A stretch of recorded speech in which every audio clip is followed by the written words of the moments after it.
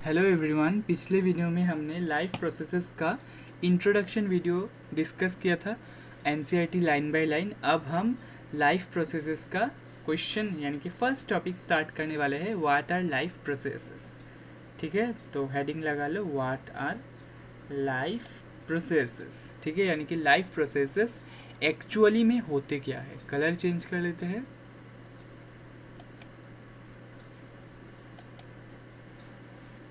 कौन सा कलर ले? ग्रीन ले लेते हैं। ठीक है, the maintenance functions of living organisms must go on when they are not doing anything particular, even when we are just sitting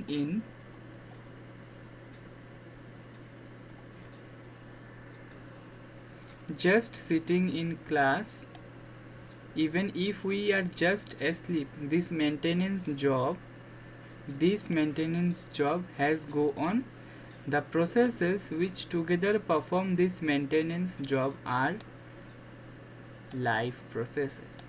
यानी कि हम जब हमारे बॉडी में हम कुछ भी नहीं करते, ठीक है, जैसे कि हम सो रहे होते हैं, हम क्लास में बैठे रहे होते हैं, तब भी हमारा बॉडी अपने आप में कुछ प्रोसेसेस कर रहा होता है ताकि वो लाइफ को मेंटेन कर सके, वो बॉडी को रिक्वायर्ड एनर्जी प्रोवाइड कर सके ताकि बॉडी परफॉर्म करे। हम चल सकते हैं, बोल सकते हैं। ये क्यों होता है? क्योंकि हमारे अंदर में जो हम खाते हैं, पीते हैं, रेस्पिरेशन करते हैं, वो सारे प्रोसेसेस हमारे बॉडी के स्पेसिफिक ऑर्गन्स परफॉर्म करते हैं। इसी की वजह से हम लाइफ प्रोसेस कर सकते हैं एंड वो लाइफ प्रोसेसेस हमारे बॉडी को चलना, घूमना ऐसे के लिए हेल्प करता है। ठीक है, और ये सारे ज़रूरी नहीं है कि हम जब चाहे तब करेंगे, ये बॉडी ऑटोमेटिकली करता है अपने रिक्वायरमेंट के हिसाब से। ठीक है, तो नेक्स्ट लाइन पढ़ते हैं। Since this maintenance processes are needed to prevent damage and break down, energy is needed for them. क्योंकि ये मेंटेनेंस प्रोसेसेस में डैमेज होते रहता है, ब्रेक डाउन होता रहता है, सो एनर्जी चाहिए, यानी कि शक्ति चाहिए हमें। एनर्जी नहीं होगा तो कुछ नहीं होगा, एनर्जी ही सब कुछ है। This energy comes from outside the body of the individual organism. और ये एनर्जी कहाँ से आता है? बाहर से आता है obviously. So there must be a process to transfer a source of energy from outside the body of the organism. So इसी के लिए भी कुछ प्रोसेस है जो बाहर से एनर्जी हमें बॉडी में ट्रांसफ़र करता है, विच वी कॉल फूड। और हम ये एनर्जी कैसे लेते हैं? खाने की मदद से। To the inside a process we commonly call nutrition, यानी कि खाने को हम खाते हैं, उससे एनर्जी लेते हैं।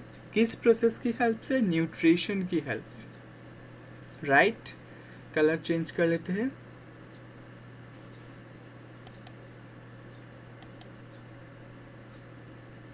ब्लू ले लेते हैं।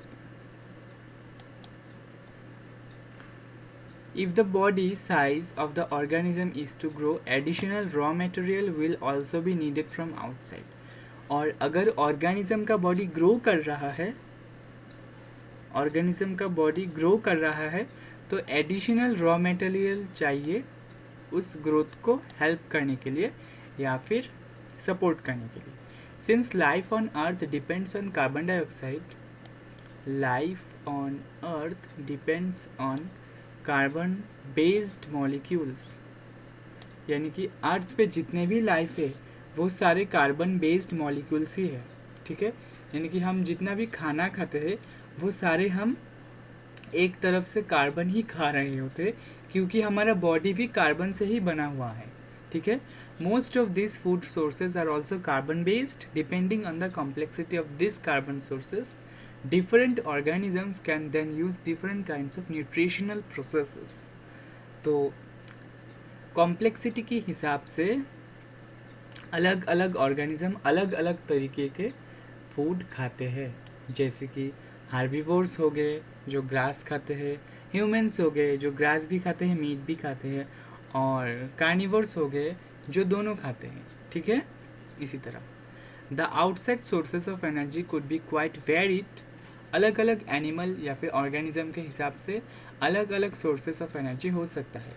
Since the environment is not under the control of the individual organism, these sources of energy therefore need to be broken down or built up in the body and must be finally converted to a uniform source of energy that can be used for the various molecular movements needed for maintaining living structures as well as to the kind of molecules the body needs to grow.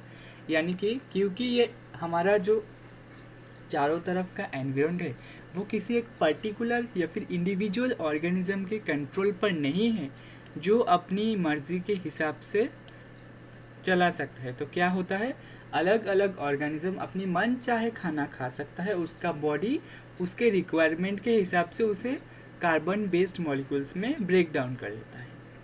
ठीक है, किसके लिए, to grow, to perform their life functions, इसी के लिए.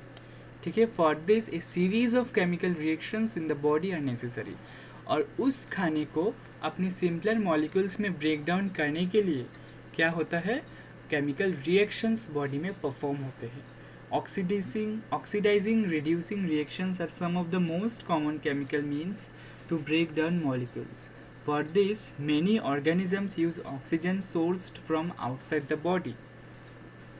क्योंकि oxidising and reducing reactions होते रहते हैं हमारे बॉडी में. Oxidising means oxygen related and reducing means hydrogen related. ठीक है, ये oxidising agent, reducing agent, oxidation, reduction, ये आप chapter 1 chemical reactions and equations chapter में पढ़ेंगे.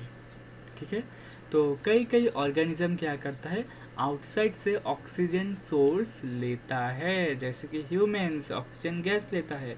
The process of acquiring oxygen from outside the body and to use it in the process of break down of food sources for cellular needs is what we call respiration, जैसे कि humans perform करते हैं. ठीक है,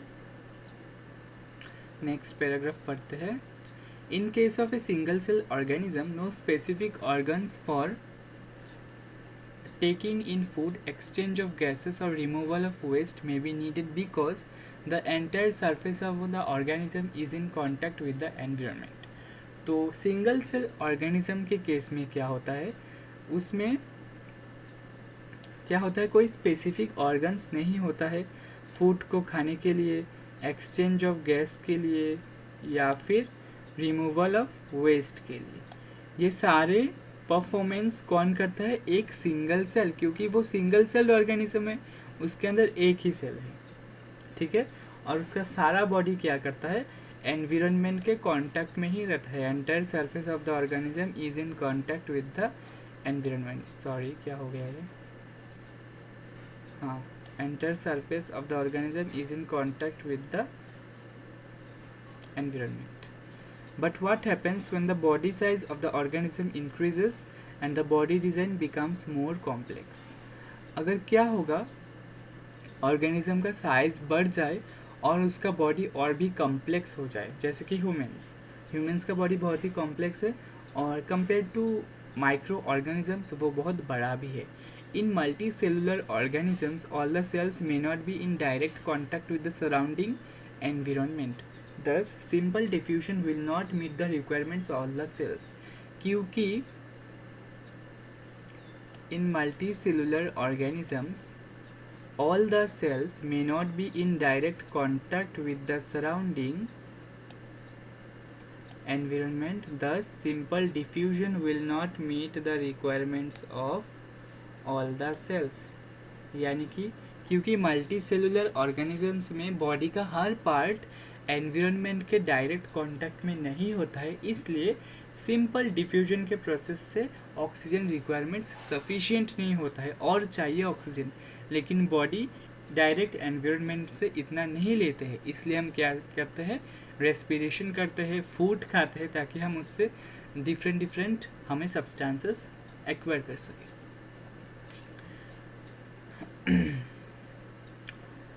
We have seen previously how in multicellular organisms various body parts have specialized in the functions they perform.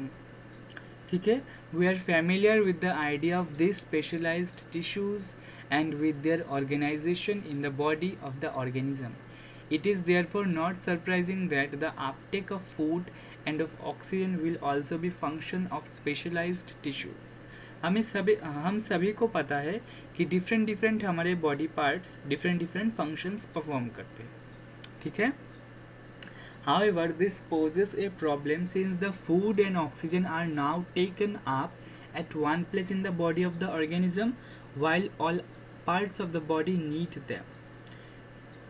This situation creates a need for a transportation system for carrying food and oxygen from one place to another in the body. तो क्या करता है, हमारे सारे जो body parts होते हैं वो सारे तो ऑक्सीजन और फूड नहीं ले सकते, ठीक है.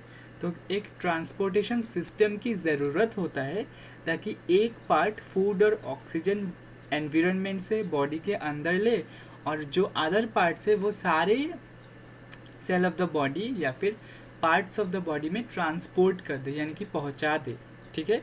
और इसी के लिए हमें ट्रांसपोर्टेशन की ज़रूरत है.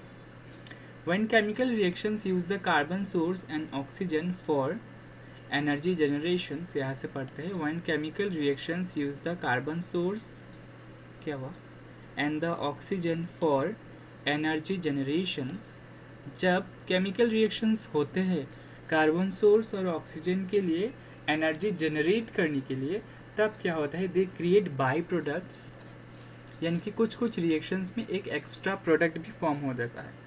They create by products that are not only useless for the cells of the body but could even be harmful.